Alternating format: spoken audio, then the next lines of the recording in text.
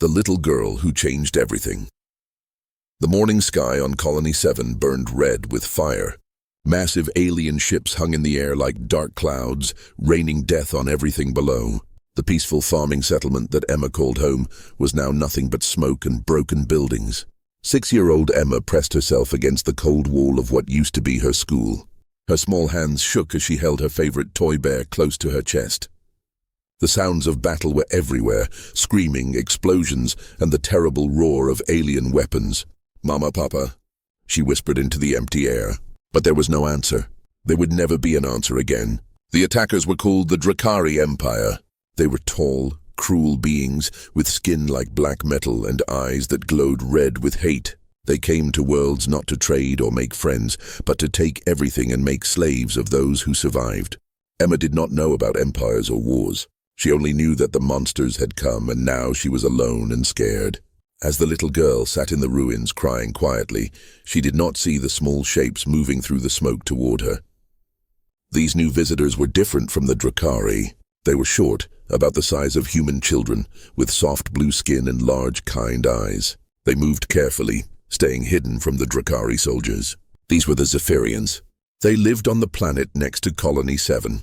For many years, they had been friends with the human settlers. The Zephyrians were gentle people who loved art, music, and growing beautiful gardens. They had never hurt anyone in their long history. When the Drakari came to attack the humans, the Zephyrians wanted to help. But they were not fighters. They had no big weapons or warships. All they had were kind hearts, and the belief that protecting innocent life was the most important thing in the universe. 3 Zephyrians found Emma first. Their names were Kayla, Moran, and Old Joran. When they saw the small human girl alone and afraid, their hearts filled with sadness and determination. "She is just a baby," whispered Kayla, her voice soft like wind through leaves. "The Dark Ones killed her family," said Moran, his big eyes wet with tears. "We cannot let them hurt her too." Old Joran, who had lived for many years and seen much sadness, nodded slowly. "Then we will not let them, no matter what it costs us." The 3 Zephyrians moved closer to Emma. When she saw them, she was not afraid. Something in their eyes told her they were friends. Joran reached out his small hand and gently touched her arm. "Do not fear, little star," he said in his broken human language. "We are here now. You are safe." But safety was about to become very expensive. The Drakari had sensors that could find any living thing. Soon their soldiers would come looking in the ruins for survivors to capture or kill. The Zephyrians knew this, but they did not run away. Instead, more Zephyrians came. Word had spread through their small group that a human child needed protection. They came from their hiding places, dozens of them, all carrying the same message in their hearts. This innocent life must be saved. As the sun began to set, the Drakari soldiers came marching through the ruins. Their heavy boots crushed everything in their path. Their red eyes scanned the broken buildings, looking for anyone still alive. Emma heard them coming and began to shake with fear. But the Zephyrians moved around her, forming a circle with their small bodies. There were 30 of them now, all standing between the little girl and the approaching danger. "If they want the child," said Kayla, "they will have to go through us." The other Zephyrians nodded.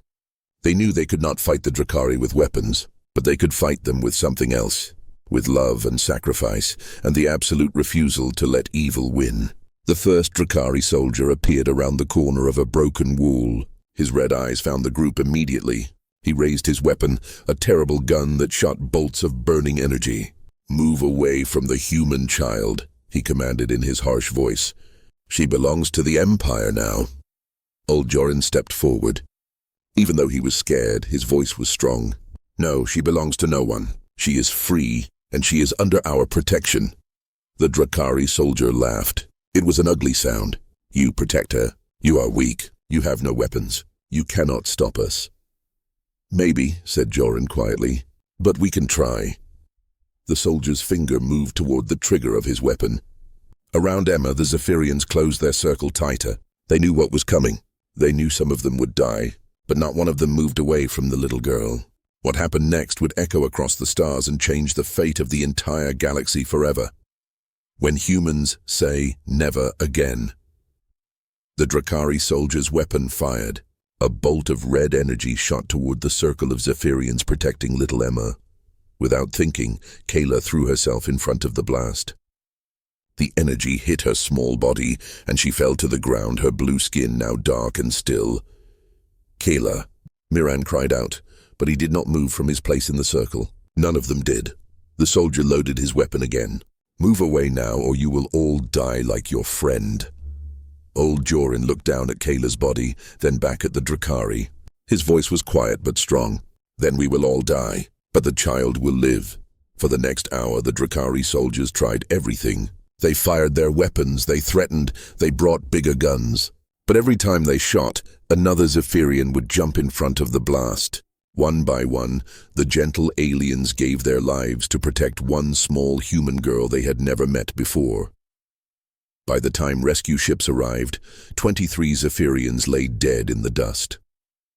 Emma sat in the center of their circle, alive and unharmed, still holding her toy bear. The rescue team found her there, surrounded by the bodies of her protectors. When they carried her to safety, she kept looking back at the Zephyrians and crying. She did not understand why they had died for her, but she knew they were heroes. 3 days later, the news reached Earth. In the great council room of Earth's government, Admiral Sarah Chen stood before a room full of angry faces. On the big screen behind her was a picture of Colony 7, burned buildings, empty streets, and in the center, a small circle where 23 Zephyrians had died protecting one human child. "The Drakari Empire destroyed our colony," Admiral Chen said, her voice cold as space. "They killed 3,000 of our people. But this..." She pointed to the circle on the screen. "This changes everything." President Martinez stood up from his chair. His face was hard like stone. "Those small aliens died for our child. They had no reason to help us. They gained nothing. They just saw an innocent life that needed saving, and they gave everything they had." Around the room, other leaders nodded. These were men and women who had seen many wars, made many hard decisions. But this was different. This was about honor and debt that could never be repaid. "The Zephyrians are a peaceful people," said General Roberts. "They have no army, no warships, no way to protect themselves." And now, he activated another screen. This one showed the Zephyrian homeworld, Zephyros. Dark ships filled the sky above their beautiful cities. The Drakari Empire had decided to punish the Zephyrians for protecting the human child. "The Drakari are attacking their planet right now," General Roberts continued. "Their cities are burning. Their people are dying. And it's because they saved one of our children." Admiral Chen stepped forward. "The Drakari think they can hurt anyone who helps humans. They think they can make others afraid to stand with us. They are wrong." President Martinez walked to the great window that looked out at Earth's blue skies. For a long moment he was quiet. When he spoke, his words were simple, but they carried the weight of an entire world. "No species that protects our children will ever face harm alone. From this day forward, the Zephyrians are under the protection of Earth. Anyone who attacks them attacks us." Within hours, the largest fleet in human history was preparing to launch. Ships from every Earth colony, every space station, every human world. They came together with one mission: save the Zephyrians, no matter the cost. Admiral Chen stood on the bridge of her flagship, the Terran Guardian. Through the view screen, she could see hundreds of human ships forming up around her. Each one carried the same message painted on its hull. "For Emma, for the 23. For honor." "Admiral," her communication officer called out, "we're receiving a message from Zephyros. It's bad." On the screen appeared the face of a Zephyrian leader. His kind eyes were full of sadness and fear. Behind him, smoke and fire filled the sky. "Human friends," he said in his soft voice, "we are grateful for your offer of help. But you should not come. The Drakari have brought their full war fleet, thousands of ships. You cannot win against so many. Save yourselves. Do not let more good people die because of what we did." Admiral Chen smiled, but it was not a happy smile. It was the cold smile of someone who had made a decision that would shake the galaxy. "Tell the Drakari commander," she said slowly, "that he has made 2 mistakes. First, he attacked innocent people. Second, he made humans angry. We are coming, and hell is coming with us." The Zephyrian leader looked confused. "Hell? What is hell?" Admiral Chen's smile grew colder. They're about to find out. As the human fleet jumped to faster-than-light speed, heading toward Zephyros, a message went out to every world in the galaxy. It was simple, but it carried a promise that would change everything. This is Earth. Any species, any world, any people who protect human life will never stand alone. This we swear by the blood of the 23 heroes who died for one of our children. Their sacrifice will not be forgotten. Their people will not fall. In the deep space around Zephyros, Drakari Commander Vextar received reports of the approaching human fleet. He laughed as he read the numbers. Only 400 ships? The humans are fools. We have 2,000 warships here. This will be over quickly. His aide, a younger Drakari officer, looked worried. Sir, the humans have a reputation for being difficult to fight. Vextar's red eyes glowed with amusement. Reputation? They are soft creatures who care too much about others. That makes them weak. Today, we will show the galaxy what happens to those who oppose the Drakari Empire. He turned to his weapons officer. Prepare to destroy the human fleet the moment they arrive. Let this be a lesson to any who would stand against us. But as the human ships dropped out of faster-than-light travel at the edge of the Zephyros system, something in Commander Vextar's expression changed. The human ships spread out in perfect formation, moving with a precision and purpose that spoke of years of training and absolute determination. Sir, his aide whispered, maybe we should reconsider. The humans look angry. For the first time in his long military career, Commander Vextar felt a cold touch of fear in his heart. He was about to learn that there are some things in the universe more dangerous than the largest army or the biggest weapon. He was about to learn what happens when humans say, never again. The Fury of Terror. The first human ship to enter the battle zone was the destroyer, Emma's Shield. Captain Martinez piloted it straight into the middle of the Drakari fleet, his weapons blazing. Behind him, 400 human warships spread across space like an angry storm.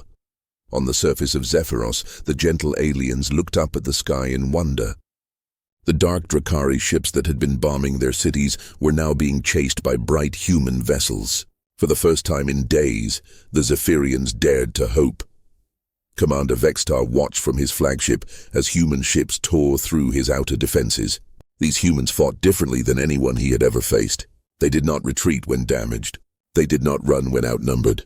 Instead, they flew their ships like weapons, ramming Drakari vessels when their guns ran out of ammunition. Sir, his weapons officer shouted over the noise of battle. The humans are not following normal space combat rules.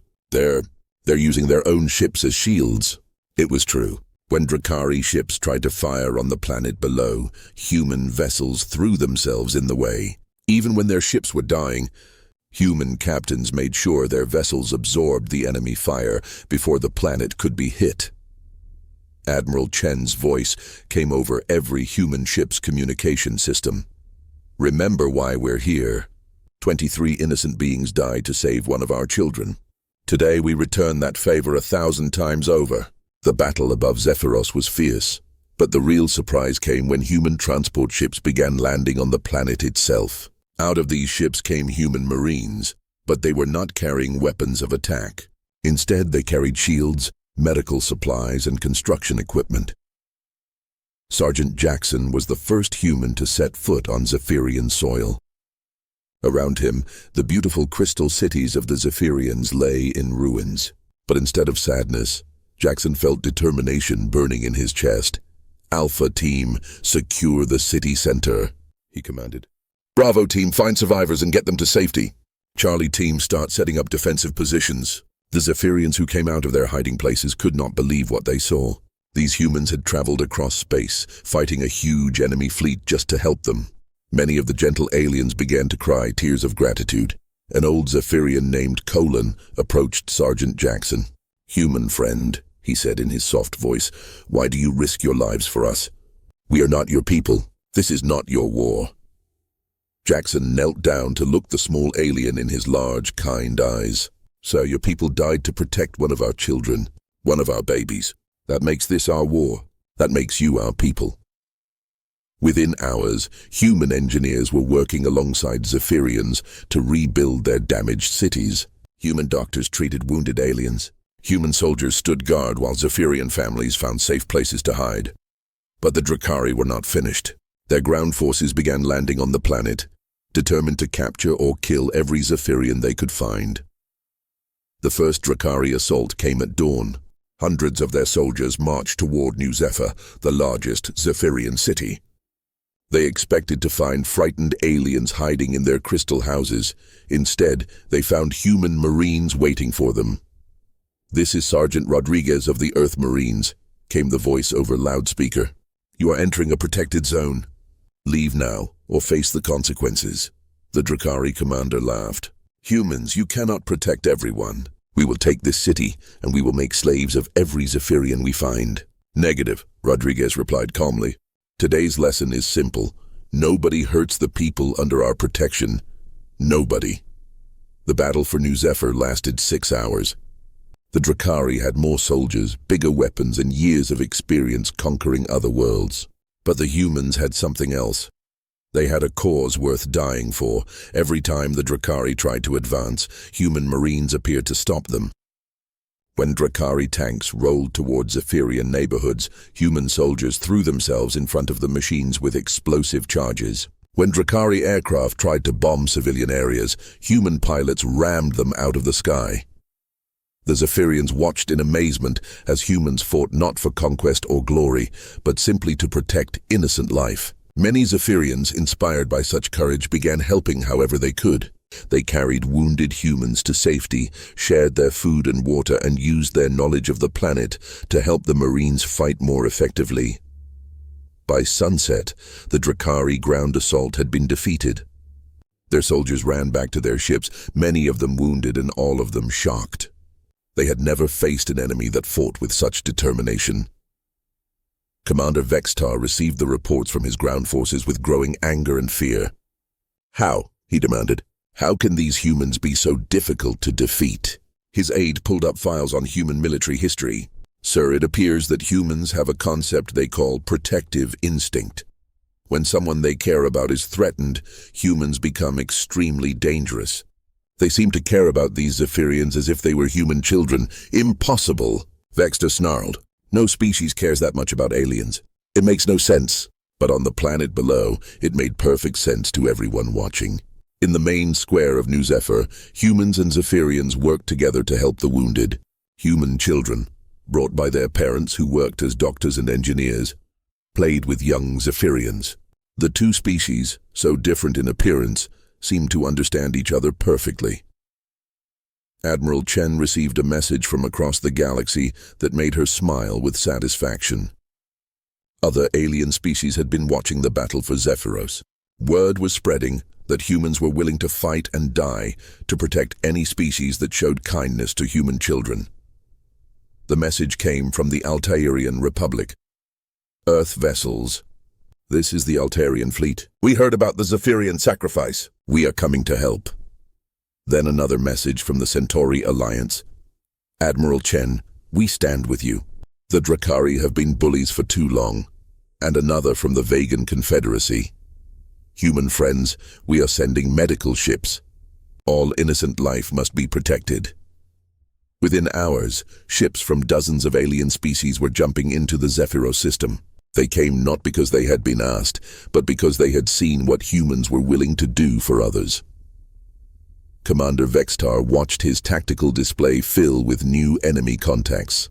His 2,000 ships were still the largest force in the system, but now he faced not just humans, but a growing alliance of species united by a simple idea: protecting the innocent. "Sir," his communication officer said nervously, "we're receiving a message from Earth Command. It's addressed to the entire galaxy." On every screen in the Drakari fleet, Admiral Chen's face appeared. Her expression was calm, but her eyes burned with determination. "This is Admiral Sarah Chen of the Terran Fleet," she began. "To all species watching this battle, know this: Earth makes no claim to empire. We seek no territory, no slaves, no conquest. But we make one promise that will never be broken." She paused. looking directly into the camera as if she could see every being in the galaxy. Any species, any people, any individual who protects human life will have Earth's protection forever. Any force that threatens those under our care will face the full fury of terror. This, we swear by the 23 heroes who died for little Emma. Commander Vextar felt his confidence cracking like ice in warm water. Around his flagship, alien vessels from across the galaxy continued to arrive. All of them flew the same flag now, a simple design showing hands of different species reaching toward each other. With Earth's blue world in the center, sir, his aide whispered. Perhaps we should retreat, regroup, come back with more ships. But even as he spoke, they both knew it was too late. The humans had done something no military force had ever accomplished. They had united the galaxy not through fear or conquest, but through a simple promise. We will protect those who protect us. Commander Vextar looked at his tactical display one more time. His 2,000 ships now faced almost 5,000 vessels from dozens of different worlds, all united in one cause. For the first time in his long career of conquest, the Drakari commander was truly afraid. In his private quarters, he activated a secure communication channel to the Drakari homeworld. When the face of the Drakari Emperor appeared on his screen, Vextar could barely speak. "Your Imperial Majesty," he said, his voice shaking, "we have a problem." Guardian Protocol. The Drakari Emperor's ship was like a moving mountain of black metal and death.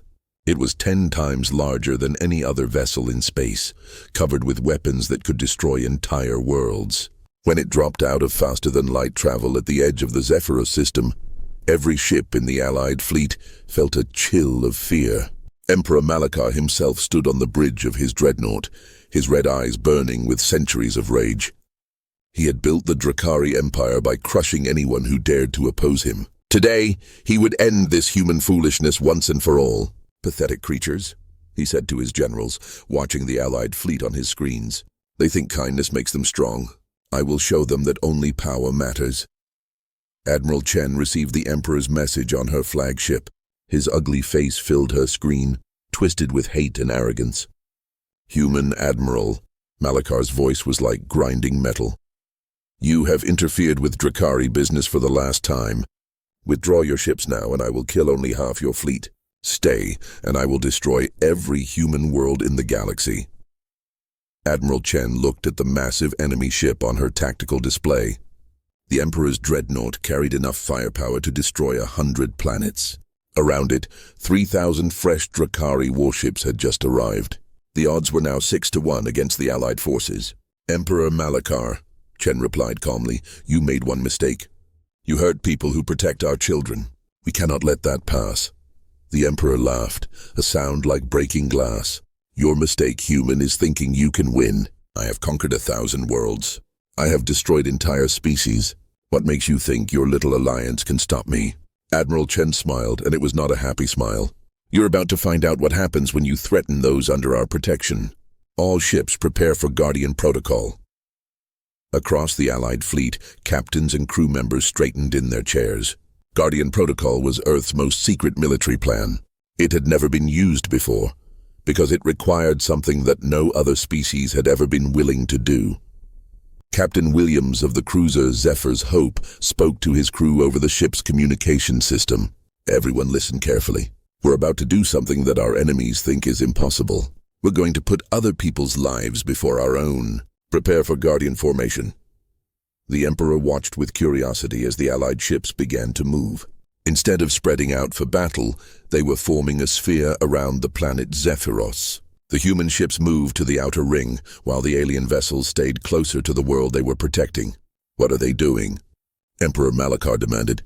"This formation makes no military sense. They are making themselves easy targets." His chief general studied the tactical display. "Sire, it appears they are shielding the planet and each other. The humans are using their ships as a protective barrier." The Emperor's eyes widened with understanding and disbelief. "They are willing to sacrifice their own ships to protect others?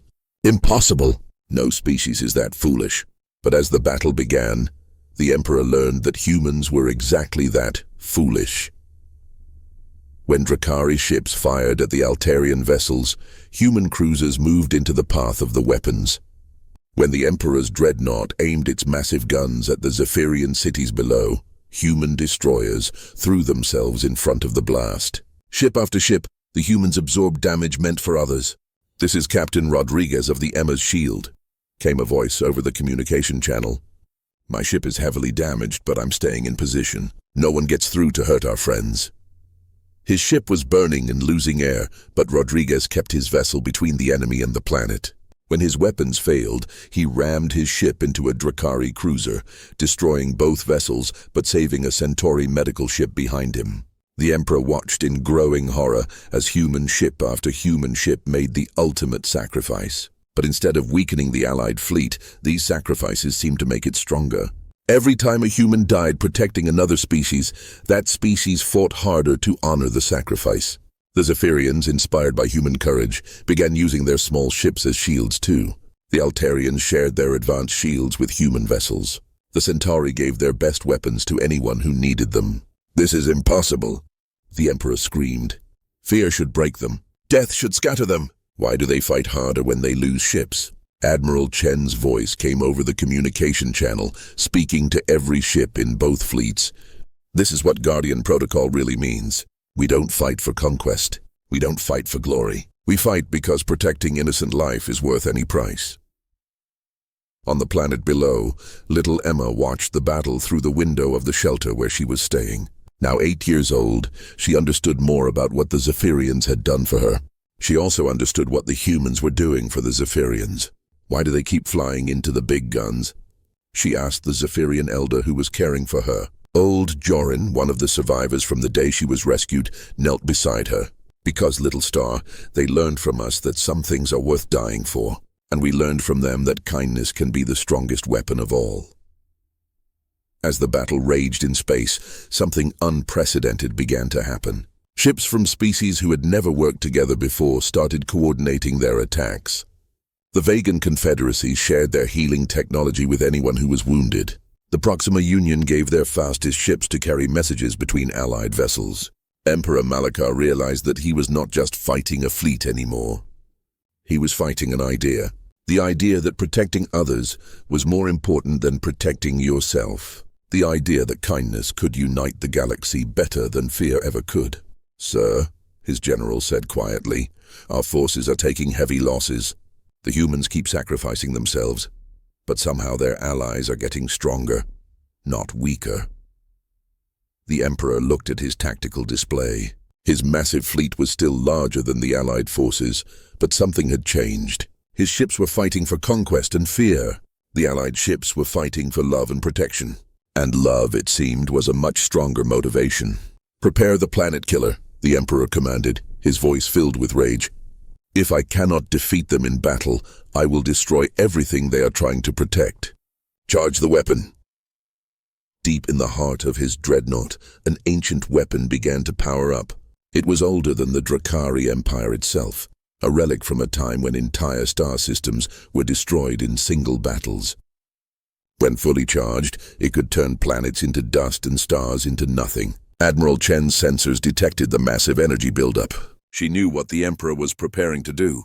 There was only one way to stop a planet-killer weapon, and it required a sacrifice that would shock the entire galaxy. "All human ships," she said over the communication channel, her voice steady despite what she was about to order.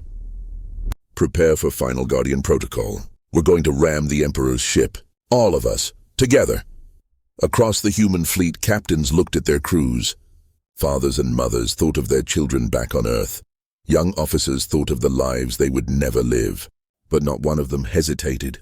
"Admiral," came the voice of Captain Martinez, "it's been an honor serving with you. See you on the other side." Similar messages came from every human ship. 400 vessels, carrying 50,000 human souls, all willing to give their lives to protect a planet full of aliens they had never met.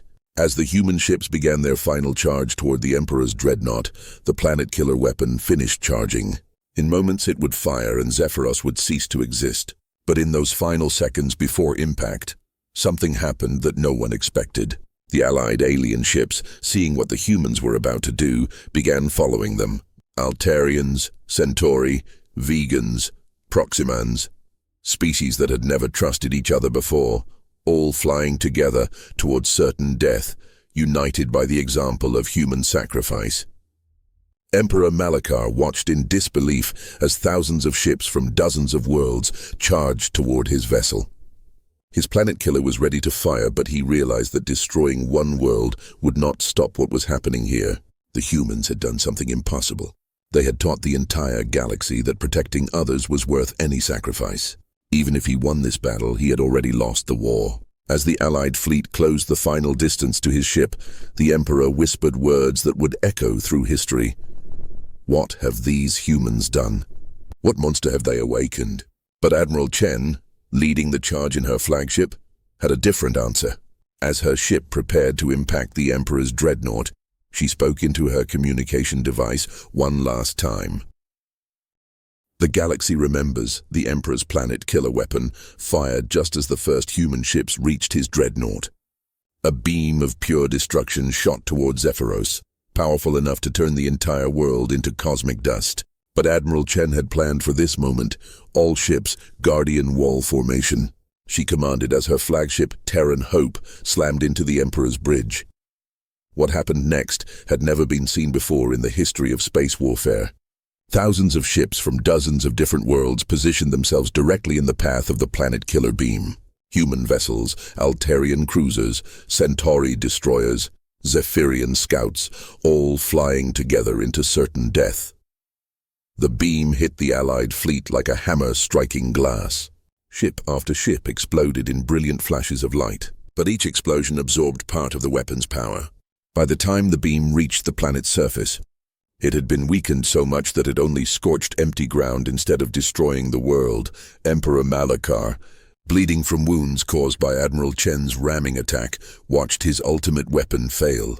Around him, his massive dreadnought was breaking apart from the impacts of hundreds of Allied ships. Impossible, he whispered. They sacrificed everything. For strangers, for aliens they barely know.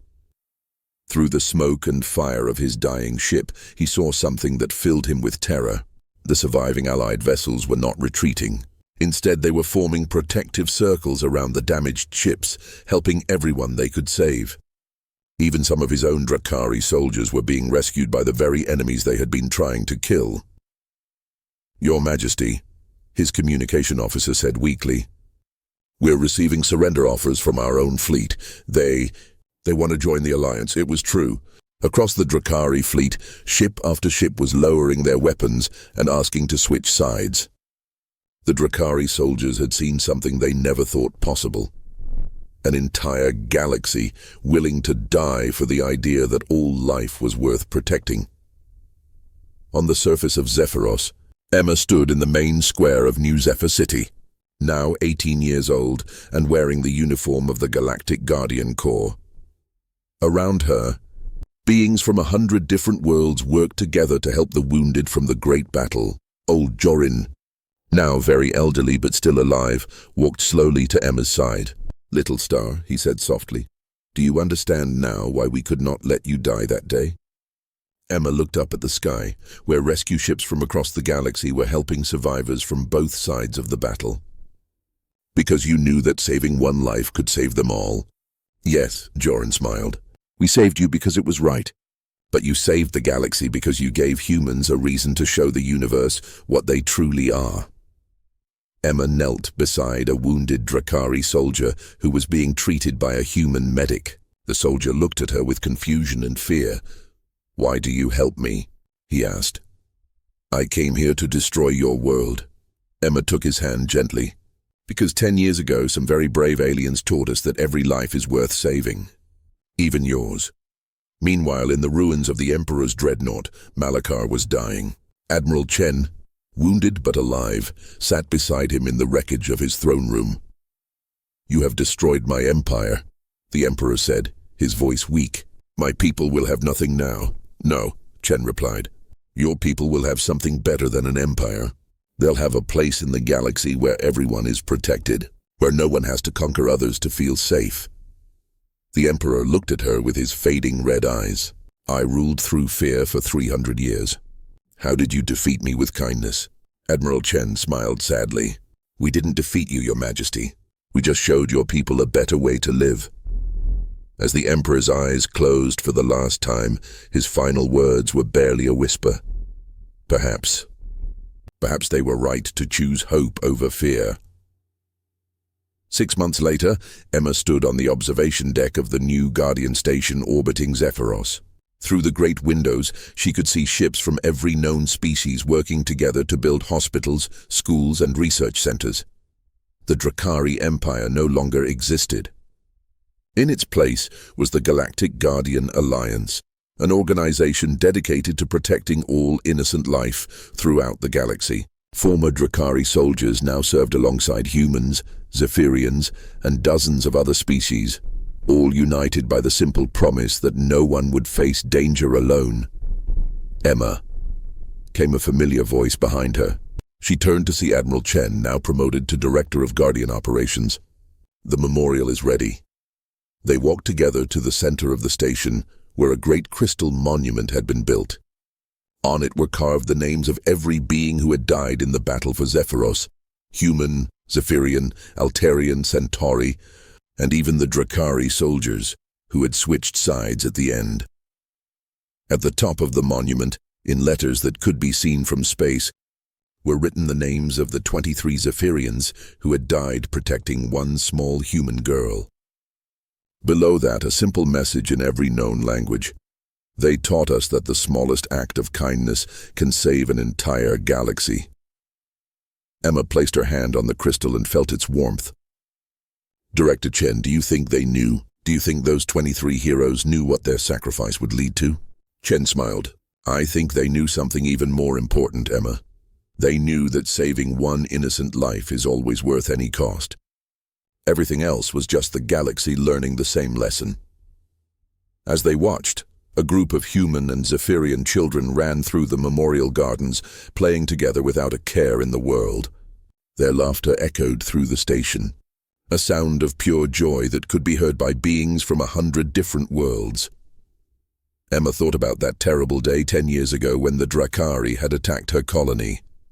She remembered the fear, the loneliness, the feeling that the universe was a cold and cruel place. Now she looked around at the station, where former enemies worked side by side to protect each other's children. You know what the most amazing part is? Emma said to Admiral Chen. What's that? It only took 23 aliens willing to die for one human child to change everything. Just 23 beings who believed that protecting innocent life was worth their own. Admiral Chen nodded. And now there are billions of us who believe the same thing. The Zephyrians didn't just save you, Emma. They saved the idea that goodness can triumph over evil, that love is stronger than hate, and that even the smallest gesture of kindness can echo across the stars. As the two women stood in the memorial garden, surrounded by the children of a dozen different species, a message came over the station's communication system. It was the same message that was broadcast every day across the galaxy, a promise that would never be broken. This is Guardian Station Zephyros, speaking for the Galactic Guardian Alliance. To any being anywhere in the galaxy who protects innocent life, you are not alone. Help is coming. This we swear by the 23 heroes who showed us the way.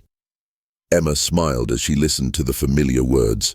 In the distance, she could see Guardian ships preparing to launch on their next mission, responding to a distress call from a small world, where peaceful aliens were being attacked by space pirates. The ships carried beings from every species in the galaxy, all united by the lesson learned from 23 small blue aliens who had been willing to die for one human child. That protecting others is not just a duty, but the highest honor any being can achieve. As the Guardian fleet jumped to faster-than-light speed, heading toward their next rescue mission, Emma whispered a promise to the memorial crystal. We will never forget. We will never stop protecting others, and we will make sure that no innocent being ever faces danger alone. The galaxy had learned the most important lesson of all, that even in the darkest times, hope survives, kindness conquers, and love always finds a way. And it all began with 23 heroes who saved one little girl.